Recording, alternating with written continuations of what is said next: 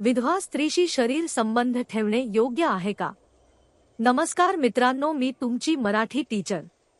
विधवा स्त्रीशी शरीर संबंध ठेवणे योग्य आहे का, असा प्रश्न बऱ्याच पुरुषांना पडत असेल. तेच आपण आज समजून घेऊ.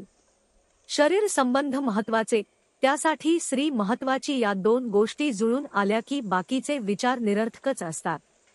ती जातीने कोण आहे, स्त्वा आहे की विधवा, वय किती आहे, रंगाने कशी आहे, बुटकी आहे की उंच वगैरेवर भर देणारा नक्कीच अरसिक असणार.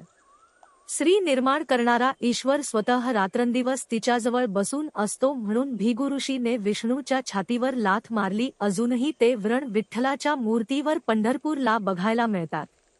सांगायचं तात्पर्य हे की स्त्री पुढे सर्व व्यर्थ आहे.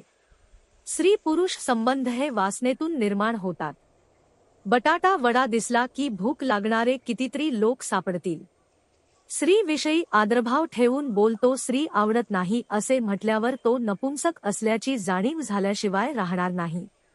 विधवा होणे हे निश्चितच तिच्या हातात नाही. तसेच विदूर होणे पुरुषाच्या हातात नाही. मग विदूर लग्न करतो, वेश्यागमन करतो, हस्तमैथुन करतो, सगळंच करतो.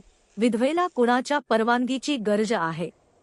समाजात विधवा सुरक्षित राहावी म्हणून सतीची पद्धत, केशवपन, शृंगार करू नये, डोक्यावर पद्र, तोंड झाकून घेणे, घराबाहेर पडू नये, कुठल्याच समारंभात सामील होऊ नये, तसेच तिच्याशी जो कोणी संभोग करील त्याला पाप लागेल वगैरेवर भर देऊन तिचे संरक्षण करणारेच भक्षक निघाले. तेव्हाच त्यातील फोलपणा उघड झाला.